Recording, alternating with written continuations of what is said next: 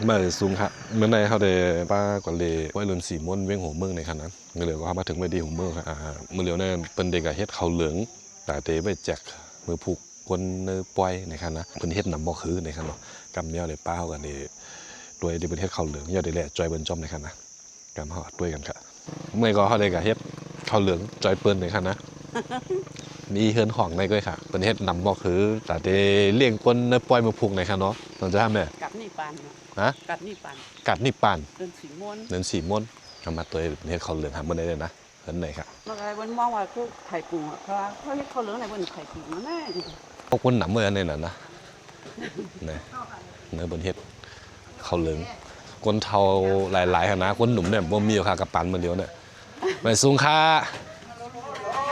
ไม่สูงค่าไม่สูงก็ค่า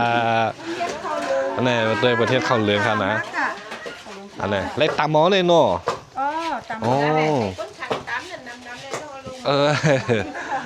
เนาะมือเหลียวเนี่ยเป็นกับคนเทาไอ้คนหนุ่มเนี่ยบนโป้ใครหมอเฮ็ดเอาอยู่นี่เป็นสาวขยันไหนสาวกูปอกกันเนาะเป็นสาวเจี๊ยบคืนไหนได้เขาเหลืองขนาดมันเฮ็ดยาวบ่เฮ็ดจังได๋ยาวขึ้นได้ห่อแทงให้ในน้องใส่อ้อใส่กล่องอ๋อห่อใส่กล่องได้ค่ะปลามีสองเดียกับหวานค่ะนี่อ๋อมันเรียบของหวานกับเดียวนั่นอ๋อไถยาวค่ะนั่นในค่ะบ่ได้มาแก๊สเฮ็ดเหลี่ยมนั่นไหนคั่นนะนั่นไหนเอาจากกาอันเป็นจ้องไม้ได้น้ำลายว่าพูดหน่อยอ๋อนี่ไม่ปวกคำหัวมึงอันนี้เนื้อตัดหน้าก้นเนื้อหัวมึงหมดแล้วครับเนี่ยหนอในไม่ปวกคำก็อ๋อนั่นของไม่ปวกคำไง1 วัน1ปอกไอ้คันเนี่ยอ๋อนี่อ๋อกูตีเอาค่ะนะมาห่มพ่อเหมือนอันนี้เป็นเคมันนี่เป็นเคค่ะออกมาชมอุบอ๋อมันคือสมบูรณ์เป็นเคมาให้หน่อยครับนั่นเนาะนี่ค่ะนี่ออกจอยกันป้านี่ค่ะว่าป้านี่ของสวนป้านี่น้องเนี้ยอันนี้โอ้เนี่ยก็นำไว้ก็รู้นะโอ้นำหนักครับรู้แน่เปิดได้ไทยด้วยเลยนี่ขนาดนำไว้แล้วเนี่ยถ้าใครกินก็เมื่อพูก็รู้เข้าป้ายกันเลยนะนี่ครับที่เป็นมาจอยกันกำนำเลยหันเป็นก้นเท้าเลยครับก้นหนุ่มมือเลี้ยวเนี่ยพวกไก่มาเฮ็ดมาหาวะอย่าวันนั้นค่ะหนูกันมาเป็นด้วยกันว่าเป็นก้นหนุ่มเอาก้นเท้าอะไรเนี่ยใครคิดเห็นก้นเท้าว่างก็ค่ะก้นเท้าเฮ็ดในวันเนี่ยก้นหนุ่มกันเนาะ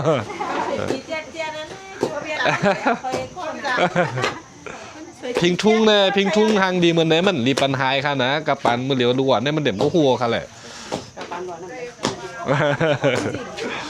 เนี่ยครับเนี่ยคนตำหมดเลยเรียกกันค่ะนะกองตำยาวก็กองตำให้ไหนมันตำขนมป๊อปปื้อให้หนึ่งครับกำเขาเลยมาตำตัวกันนะมาจอยบนตำตัวก่อนมาเขาตำด้วยบนไหนจองเลเจอร์เฮี้ยงเหรอค่ะตำมันไหนกันเนี่ยเนาะอ๋อทั้งยินมาเมื่อเฮ็ดไข่กินมีองศรเอาก็แล้วเนี่ยเป็นข้าวในข้าวเหนียวอ่ะมันจะอยู่ข้าวเจ้าไว้หน่อในนึ่งไว้ถึงเจ้าข้างในหน่อง่ายกว่าใครเจ็บเอวอย่างเขาเลยนะถึงต้ามันหลุดเรียกกันเตื้อเฮ้อลีแหว่งกับเขาเฮ้อลีนะครับเลยเอ็นเขียนเลยแห้งเขียนดีนะมาต่ำแน่หมอก2 นาทีค่ะนะได้คือไปไงอ้วนเลยคนเทาวันต่ำเต็มเจ้าอันเขาเนี่ยในเขามาต่ำออกกำเนิดค่ะเลยควายข้างในเป็นจอยกันเป็นพร้อมมือกันดีนะคะกำเขาเพิ่นเดเปิดมาด้วยมือเพิ่นเดห่อมือเพิ่นเดแพ็คใส่กล่องแทนคันนะเดอะไรตั้งหนังบ่คือในบนเดแก๊สเฮ็ดเปลี่ยนไว้ด้วยในกันอันนี้เดี๋ยวเป็นก้นหนุ่มต่ำนะครับนะเดี๋ยวต่ำเดี๋ยวเป็นใส่เฮียงอินเพื่อนะครับในตาต่ำยาวเลยเสียงพวกหอบแผลพวกเขานะครับในก้นเท้าบนต่ำเต็มเจ้าอ่ะเนาะเนี่ยเพราะมันไปข้างอย่างนี้อันนี้มากำเหลียวแค่ว่าข้างหือไม่ก็เพราะว่าต่ำยาวเป็นก้อนเราก็มาเผขึ้นในขึ้นในแล้วนั่นกิ่งนะครับนั่นเนาะอ๋อมันกิ่งเอาเนาะอ๋อ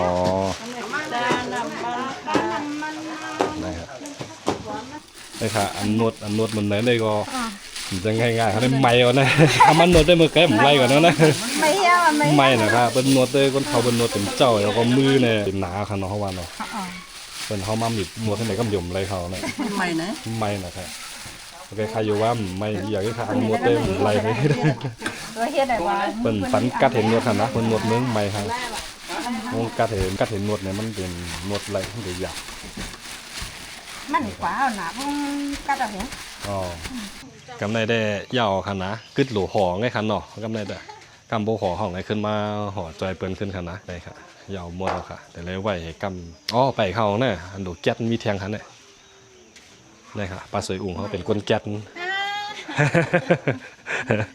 นี่ค่ะกำห้องไงขึ้นมาจอยเปิ้นขึ้นแทงกำขนาดกำเดี๋ยวมือกินข้าวกำขึ้นยากกันแทงกำหนึ่งก็หมอกแทงไว้วันค่ะเนาะเมื่อนอนวันมาค่ะไว้วันอยู่ค่ะนะ4 โมงเอาค่ะนะ4 โมงแล้วเดี๋ยวมาห่อจอยเปิ้นกับวันเดี๋ยวห่อใส่เฮ็ดจังไหนนี่ครับในใส่กล่องนี่เลยเอาไว้แจกนี่เป็นเด็กแจกที่ห้องทานแต่เมื่อพุกนะครับเขากัดว่าตั้งใต้บนห้องว่าเขาเหลืองนิบปานอะไรเนี่ยใส่กล่องใส่ กัดนิดปากเขาลงนิดปากเนี่ย จอยกันค่ะนะก็เลยกันเลยแพ็กใส่กล่องแบบเรื่อย เพราะว่าตีใส่ในพวก ๆตามดูกินเมื่อพุก ในอย่าไปใส่มากเนาะ ข้างในก็อยู่ในใส่เครื่องในใส่ขี้ให้ไหนหน่อยเนาะอ๋อเดี๋ยวเช็คจอมนะเพราะว่าใส่มาครบเลยก็เดี๋ยวได้มาเปิดบีเตอร์เช็คด้วยก่อนเอาจากนี้จีให้หน่อยเอาจีใส่ให้หน่อยแม่เป็นก้นกัดถูกของเขาเนี่ยแม่ก็ใส่ขี้กันในเนาะ อ๋อจอก แล้ว เอ แม่ ง ใส่ ค่ะ จอกขี้ของเขาเนี่ย จอกเซงค่ะวันไหนที่มะเขือชมค่ะวันไหน อันนี้หน่อต้มฮะในหน่อต้มในสั่งไว้เขาเนี่ยโอ้เคยกินแบบบางหนักเขี้ยม ทับปรุงก็เลย มันได้เป็นก้นเฮ็ดค่ะนะเขาได้เป็นก้นกินได้ทำแต่เฮ็ดแต่ว่ากินตั้งค่ะนะ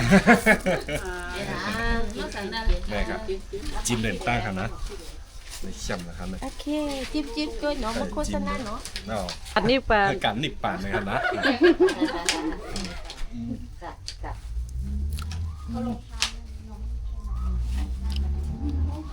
ถ้าทางไทยเขาเรียกว่าทำโรงทานนะครับเหนียวอร่อยดี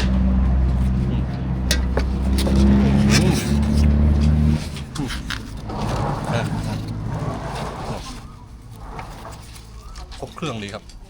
พี่ก็เผ็ดดีมากเลยอ๋อต้องมาทำแบบเจ้าบ้านบริการดีมากเลยครับเรื่องนะกินแล้ว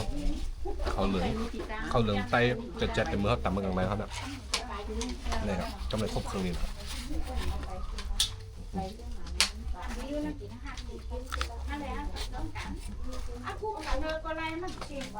มือเลียวเขาก็เฮ็ดเขาเหลืองย่อขนาดกำในเขาตึกเต็มเมื่อดีขึ้นเมื่ออาบน้ำเลยกำเปิดจงเขาเด็กกะลีป้อยค่ะเมื่อปูเขาเด็กกะจากก้าจงให้ขึ้นมาด้วยกันแทงเขาว่าเป็นจังหือในคันเนาะก็กลางค่ำแล้วนะเมื่อได้เขาเด็กกะลีป้อยสี่ตั้งเคินตั้งเย่กันขนาดเขาเด็กเต้นป้อยว่าเดี๋ยวมีอย่างปันเขาหลีปันเขาเรียนพอกับเหมือนญาติแทงป้อยค่ะ ไปยาสุ่มลากไรอยู่น่ะมาเออลากเลย เมื่อได้เขามาถึงหน้าปางป้อยแล้วนะเอามาสั่งกินข้าวซอยมันเดี๋ยวต้องไปเขาไว้ว่าได้กับเหลียได้ดีสมสัตว์มาเหลียกินข้าวซอยกินข้าวกินข้าวอะไรนะมาได้ก่อนได้เสกที่ไม่ได้มาเหลียป้อยผมพูดได้ผมเรื่องไม่ได้เรื่องนี้อ่ะผมพูดว่าเนี่ยเมื่อไหร่ก็พูดก็มาเกี่ยวเลยเป็นเซเว่นจ้างหลายๆครับเนี่ยเกี่ยวอยู่ไงวะอยู่ตรงไหน ก็เหลียด้วยทางรายปีอยู่ค่ะนะมีเสียงตั้งขายก็ไม่ขึ้นเลยไม่ได้เป็นวันลื่นสุดวันที่สองวันที่สองวันลื่นสุดบอกคุณผู้ชมลื่นสุดอ๋อก็เลยเป็นวันที่สองนะยอดกองหมดคุณมากก็จะเป็นเรือนสีม่วนในขนมกับมีการปล่อยจากก้ายอดก็เป็นที่สวนสัตว์ทางตั้งหลังก็เลยป้าด้วยขนาดว่าคนถือครับ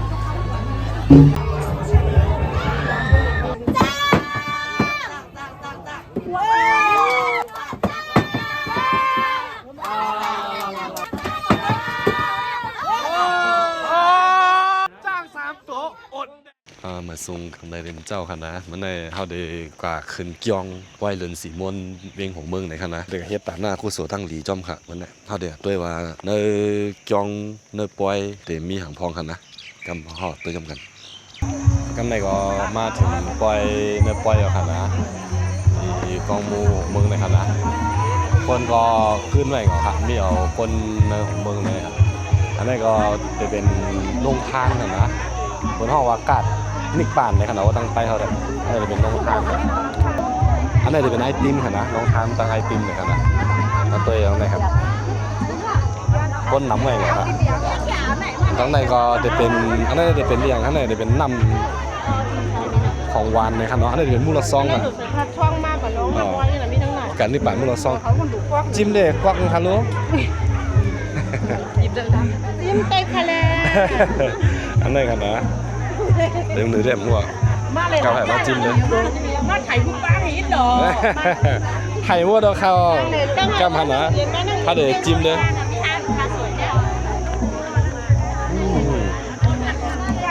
รสช่องไทยใหญ่นะครับได้กินหึงแล้วว่าประมาณ60 ปีแล้วเนี่ยอร่อยกับแค่มนะโดยจะตัดหน้าเบิด บ้างเลยเอากล้องจับใส่บ้างเลย น้ำไว้ก่อน โตไม่เหมือนกันเดียวกัน วาลินนะครับนะ ให้ มาเติมนะ มันนั่ง เติมในหาอันนี้เป็นน้ำไว้มันอันนี้เป็นข้าวละซองมันค่ะนะ เป็นข้าวรอดช่องปีน้องมึงเป็นของปีน้องใต้แจ๊ดข้าวเนี่ย ใจเอาค่ะไอหอมหรือยาหวานเนี่ยได้ก็จะตัดหน้าไอติมเหมือนเลยค่ะนะอันนี้กินอะไรครับเนี่ย ในความนุ่มเป็นนุ่มแล้วนั่งความนุ่มหน้าใหม่ข้าง อ๋อหอมหนุ่มหน้าใหม่เลยค่ะนะจะตัดหน้าไอติมเป็นครับนี่ครับ นั่งเข่งนั่งเข่งแล้วอ่ะนั่งเข่งเขาห้านั่งเข่ง อ๋อตัดหน้าลายก็ค่ะนะกล้องกันลายก็เหมือนเลยพอไอติมเหมือนเลยพอ อร่อย อร่อยอยู่เนาะกินเด้อโอเคอันนี้จะเป็นข้าวเหลืองที่เขาเฮ็ดมือว่าค่ะนะเพราะผมหัวเดี๋ยวลงตั้งเลยค่ะนะมือเหลียวเนี่ยตีก้นตีเปิดมาจ่อยเอาลงก่อนนี่ครับอันนี้เดียวกว่าที่เลยค่ะแน่อ๋อหรือเนื้อเกี้ยงค่ะเนาะราคามูลซองในกำไรก็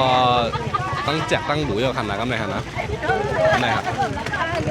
เปิ้นเดี๋ยวมาผับของเป็นเมืองทานค่ะนะก็เป็นตั้งไทยของเรียกเมืองทานครับเข้าแถวเอาเจนแถวเอา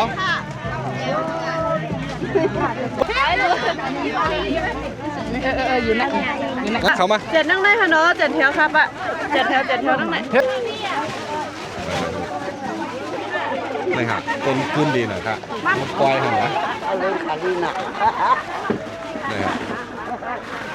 ต้นแจกทั้งหมด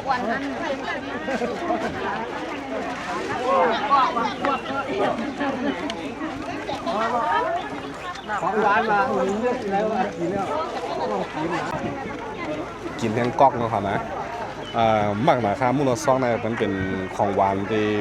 พวกจะกล้าของหวานว่าเนี่ยจะเป็นมูลซองเนี่ยจะเป็นที่หนึ่งของคาค่ะนะเกียรตินะจะมูลซองต้องพูดขนาดมูลซองใต้มีกูปอกในขนาดนั้นก็ใส่น้ำเคียงยินเนี่ยก็กำนำบนใส่อย่างก็ใส่น้ำกะทิย่อมเนาะ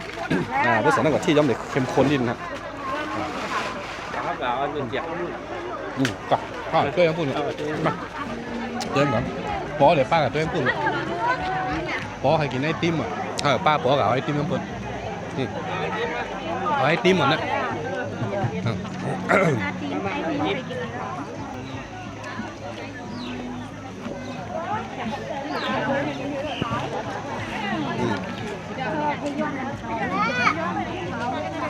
อันเคียวก็แล้วเดี๋ยวได้ส้มดิน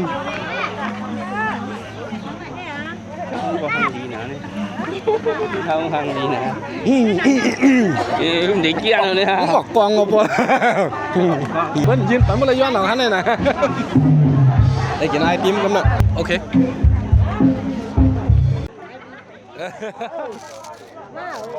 มาหวานแล้วอ่ะคำมาป้อยแน่นะ อ๋อ ก็ใบเมื่อ ไปมือฮะกำจังไอ้มือเหรียญน่ะ ไม่นะ จงป้อนเนี่ย ป้อยาวป้อยาว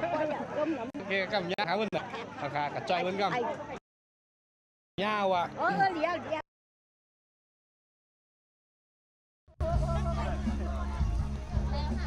เนี่ยเดียวกว่ากันแล้วเนี่ย ไปจากการค่ะ เว้ยจากก้าเนาะนี่ก็เว้ยจากก้าเนาะอ๋อไล่กันมั่วดอกคาเนี่ยเจ้าไหนก็ไล่กันมั่วดอกคาอันไหนก็จากก้ากันอันไหนก็นะครับ ซื้อน้ำอะไรมูลค่าน่ะ มูลซองไหนก็จากก้ามูลซองครับมูลซอง เวลาช่องสองข้าวได้ไปกินเยอะทำอย่างเอาเลยพวกกล้า เล่นลุ่มกินนังคันเนี่ยต้องไหมฮะเนาะอ๋อปีหนาก็ไหว้เสียจากกายเยาเฮ็ดกับนิกปันเฮ็ดลงทานเยาฮะนะหมดไว้นะครับเขาเหลืองเขาอันนี้เฮ็ดเมื่อวานเนี่ยกำในเขาขึ้นเดกหากินข้าวซอยเนื้อปอยคนจากกลางเจ้าต่ำน้ำไปกินทางข้ามตั้นเลยกินข้าวแจกเพิ่นดูบนหมดฮะนะกำในเขาเดี๋ยวหากินเนื้อปอยเหรอว่ามีหางกินมีข้าวเส้นข้าวซอยหางไหนกว่าเต้ยมันฮะ นี่สาวสวย อันเป็นซาวออนก็ตึกขึ้น2ก้อนในก็เยอะนะโหมึงน่ะ2ก้อนในก็เนี่ยเนาะเลี้ยวอ่ะมาไหนรู้ พี่น้องกัน ชื่อว่าหือก็ มวยเนินค่ะ หมักย้อน มวยเนิน อ๋อหมวยโน่น อย่าว่าหมักย้อน กินข้าวแน่ กินเยอะค่ะ อ๋อวันนี้โจ้กินข้าวซอยไหนครับผมไปกินอ๋อนี่เป็นแม่เป็นคณะนี่เป็นตัวแม่กำเขาเด็ดตัวข้าวซอยลั่นแล้วเดี๋ยวอร่อยในคณะเขาเด็ดตัวยังนานแบบนี้ทำไปหัวเดี๋ยวนั่งลั่นเลยครับในมือเดียวเนี่ยตัวลั่นเป็นไรคันนะเดี๋ยวลั่นแล้วเดี๋ยวไปหัวครับที่เป็นข้าวซอยอร่อยอร่อยหวานๆในคันมือเดียวได้มาถึงจำเจอเนื้อปอยแสงข้าวซอยนะเนี่ยเจ้าข้าวซอยเองเหรอเนี่ย อ๋อในมีตำแตงส้มตำไอ้คันเนาะตำกล้วยแหล่งค่ะโย อะไรอ่ะ เอาไหล่เนาะ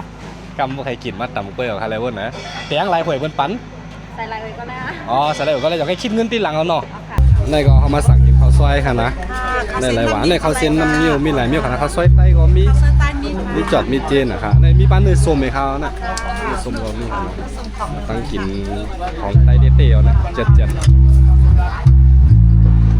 มาค่ะนะกำได้นี่ค่ะข้าวเส้นข้าวซอยเขาในคนเปิดกินค่ะซอยก็ในแทงค่ะแล้วของเราไปสั่งน้ำเมี่ยวกันน่ะ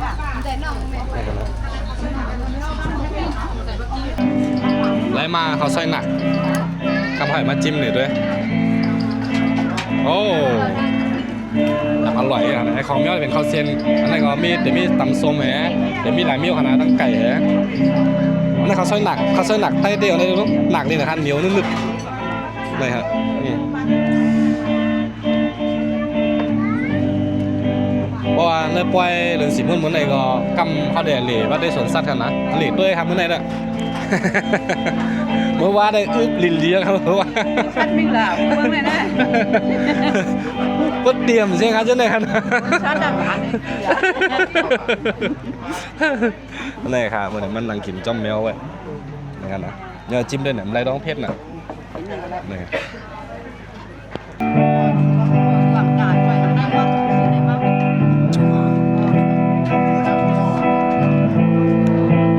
มันเข้มข้นดีนะครับเดี๋ยวก็มันถึงดีนะครับนะนี่ครับมันเด่นเหนียวเข้มข้นเข้มเดียวเขาใส่หนักแน่กันขึ้นชื่อหรือว่าแน่ในเมืองไทยเนี่ยอย่างมีจื้อฮะเขาใส่หนักไร้คาหน่อยเนาะเดี๋ยวเป็นข้าวซอยหนักไร้ขากันนะ เบอร์ที่อย่างเนื้อ อ๋อ เมื่อเรืออยู่เมื่อมันข้าวซอยหนักของเมืองกันนะเมื่อขึ้นจือแบบเป็นเอกลักษณ์ของในเดี๋ยวเป็นข้าวซอยหนักไร้ขานะครับ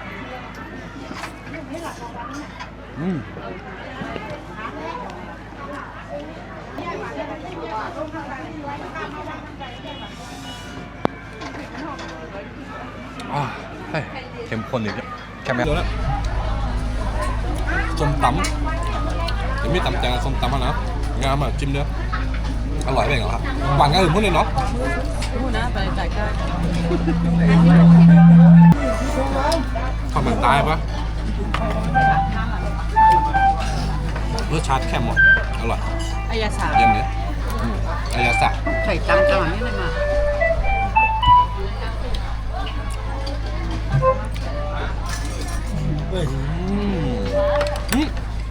ขาวเลยเนาะ เยี่ยมเนาะ ขาวเนี่ย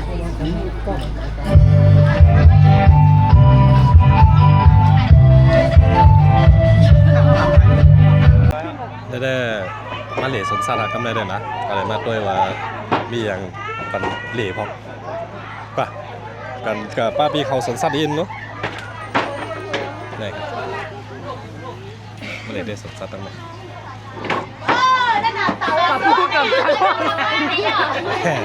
เจ้าสองก่อนน่ะเจ้าในลิเลียเมื่อว่าปีมาผักไว้เมื่อไหร่เดี๋ยวมาขึ้นมาเนี่ย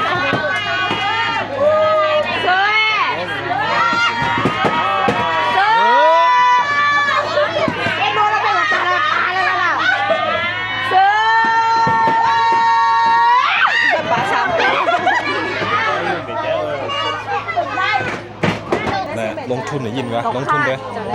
ลงทุนเลยอ๋อใส่เราเซิร์ฟเนาะ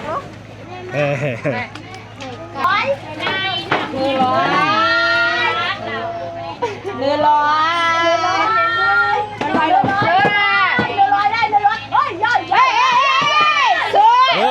พี่หลังไก่ลงนำอย่างแน่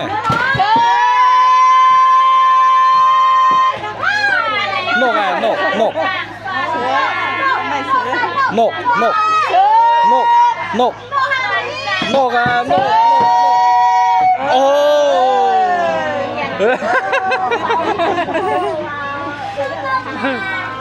เที่ยวนั่นแหละใจเป็นไทยยังไงเฮ้ยเฮ้ยเสือปัง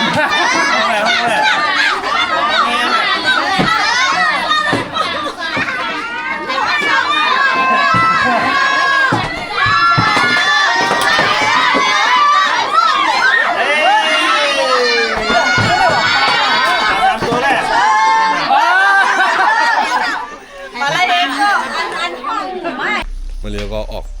ปล่อยมาค่ะนะเย่าตัวหลีงามกึดเงินกินเบียร์ซาวัด แต่เมื่อลือฮือพักผ่อนนะกำว่าจงไงขึ้นมาเอาขึ้นฝากคนไว้ก่อนแน่หัวคำมาเขาเตะกะหาเก็บหมักหลอกเป็นพวกทางดีนะกลางวันเตะตกลิ้น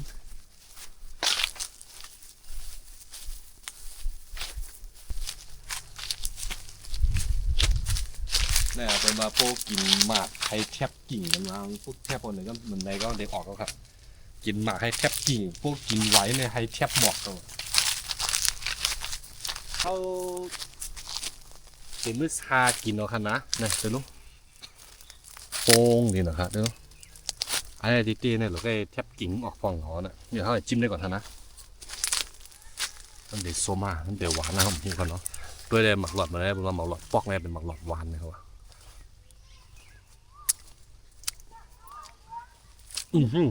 มันน้อยหลังกินจะกินนู้นหลังกินเป็นรสที่ไหนเข้มอยู่นะเนี่ยยิงมาเก็บหมักหลอดตัวโอ้คนเก็บหมักหลอดเขามี2 ก้อครับนะแม่นั่งให้เก็บบนทางดีนั่นน่ะกินก็ดอกกินน้องจะเอาใหญ่ๆนี่ฮะหลอดส้มเนี่ยเอามือซากินเนี่ยใส่ร้อยอีเม็ดเนาะนั่นจ้ะนี่ฮะสภาวะตั้งทางดีจำเจอเพื่อนแถวหัวเมืองในคันนะสภาวะตึงน้ำมาอยู่ครับแต่เมื่อปานยำทีบุญเนาะนี่ครับนี่ครับนะอันนี้เจ้าของเพื่อนค่ะนี่ที่มาเก็บหมักหลอดเพื่อนกันเลยนะข่าวต้องได้วันไหนกุนอนมาเลยอำแรงหัวมาเลยนี่ครับขัดเนมได้เนี่ยเด้อเงินม็อกหนึ่งเดียวอ่ะนี่แต่เก็บหมักหลอดต้นเมย์สมมติเหยียบเข้ากว่าเต็มเมย์เราดูอ้อมจะเมย์ฮะเป็นนายเนี่ยเป็นนายเปลี่ยนหัวหน้ามาชมอ่ะนี่แหละครับพี่น้องก็มาชมกันเหมือนกับนี่นะพวกมันเกินไปเนี่ยพวกมันเนี่ยอ๋อมาหมุนเนี่ยพวกมาชมเสียงอีอย่างเงี้ยของ เห็นปล่อยย่างมันจะกินของหวานก็ให้แม่ หวักหลอดคือเดี๋ยวมือตั้งมดตั้งคืนเนี่ยค่ะนะช่ำครับได้รู้ ไปเก็บเหยาก่อนฮะนะ แต่ใช่เอามือทั้งเกลือล่ะ นี่น่ะเนื้อทางดี เนี้ยเราต้องบุญอย่างเดียว เก็บเหยาค่ะนะครับเนี่ย คุณเก็บเต็มเตอเฮาบอกค่ะเก็บเหยาค่ะก็มาเฮาขึ้นเดี๋ยวมือสากินค่ะนะครับมือสากินนี่น่ะเจ้าเงินผมคิดเก็บอยู่ค่ะแล้วเจ้าเงินอ่อนเจ้าเงินลงค่ะนะเขาได้ห้องแหล่งตั้งเอาแต่เมื่อค่ะเดี๋ยวจะเจ้าเงินเขาไว้เก็บของกล้วยกันสภาวะในสวนค่ะนะมีกูเมียวค่ะกล้วยก็สุกอ่ะไหนค่ะกล้วยน้ำแบบมีคนแทบไหนครับว่าเนี่ย เดี๋ยวเลยไว้ให้ไหนก่อนไหนค่ะกัดดีนะครับตึกกัดอยู่ค่ะนะเพราะว่าบอกคำกว่าเนี่ยได้นำไม่ได้ต่ำๆเดี๋ยวบอกใครอ่านแล้ว กำเขาจ่องไก่ขึ้นมือยากันได้แทงต่างพอกันนะเมื่อเหลือเขาก็ออกมาจมตางค่ะนะเขาเดกว่าหาซื้อพักเก็บพักดีห้วยปางเสือในคันเนาะเดี๋ยวมีอีสังบันเขาเก็บพองเดี๋ยวมีสังบันเขาเอาพองในนั้นเขาขนาดด้วยกันดีในส่วนเปิ้นค่ะดีห้วยปางเสือเฮือนปลาล่าในค่ะเมื่อเหลือเขามามีห้วยปางเสือค่ะนะเขามาหาเก็บผักไก่กับเก็บหมักหลอดย่อกำลังมาเก็บผักมาซื้อผักย่อก็เจ้าเปิ้นเน่มอยู่ค่ะเจ้านี่มีน้ำปล่อยทั้งเฮือนทั้งเยี่ยมหมดแล้วค่ะก็เนี่ยเปิ้นว่าให้เขามาเอากล้วยนี่ครับใครเลยสังก็วิดเอาเก็บเอาในครับว่าเนี่ยส่วนผักเปิ้นมาหลังเฮือนเปิ้นเนาะ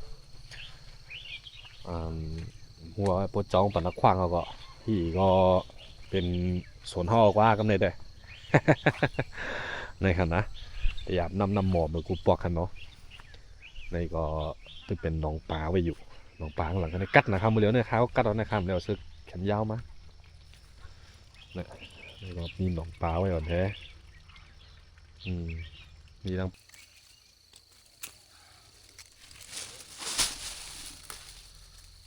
เขาก็มาเก็บผักกันนะบางทีทางงามบนผูกไว้เป็นกอให้ไหนกันอันนี้เสียมอีกหนึ่งครั้งเนี่ยอันนี้ผักน้อยเหามือแกงกินเฮ็ดผักน้อยแกงก็อะไรมาแทงปีหนึ่งค่ะนะมันเนี่ยก็กำไหน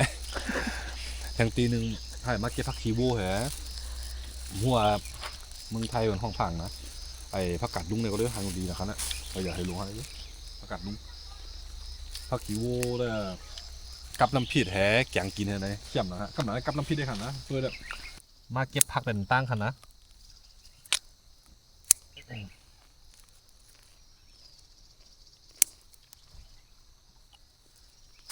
ไม่รู้ว่าไทยเขาเรียกอะไรนะครับผักเงี้ยดูนะครับแต่สำหรับไทยใหญ่เขาเรียกว่าผักขี้วัว ผักขี้วัวนะ เก็บผักกาดลุงเดี๋ยวมือหูเหลียวเลยครับผักกาดลุงเนี่ยพอมันเดี๋ยวนำมันก็กินมดเขาเดี๋ยวหูในครับนะทางดีนะครับเนี่ย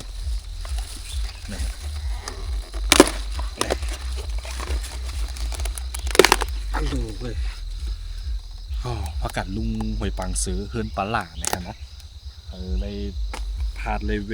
มากกว่าน้อยเวซื้อเลยค่ะคักเข้มนะครับเจ้าวันนี้เข้มอ่ะเจ้าก็จะมาเก็บของกล้วยค่ะมันก็ให้เพิ่นมาเก็บไว้ปันก็ได้เจ้านี่เก็บไว้ปันก็ได้โอ้ปันเลยเขามากค่ะนะทางดีอ่ะเมื่อเฮ็ดผักกาดลุงซาผักกาดลุงโคกำไรได้มาหน่อยเพิ่นเปิดหอยมาเก็บผักกีได้สองผักกีได้ครับผักกีเป็นเข้มนะครับถ้วยเอาค่ะนะผักกีเนี่ยถือว่าคักตีเนี่ยเขามาซื้อเอาค่ะนะกำไรเจ้าบนทำตั้นบนขายเสียงมันมีพออยู่เฮือนเปิ้นว่าให้มาเลิกเก็บเอาข้างกล้วยก็เปิ้นมันแน่เฮาต้องมาเก็บข้างกล้วยเจ้าบนอยู่แน่เปิ้นได้เก็บไว้ปันเฮาอะไรอย่างเราสั่งเพิ่นไว้เพิ่นได้เก็บไว้ปันนะอันนี้ได้เจ้าบนอยู่เฮามาเก็บข้างกล้วยเฮาหลายๆเมียวอยู่ครับมันน่ะในก็เป็น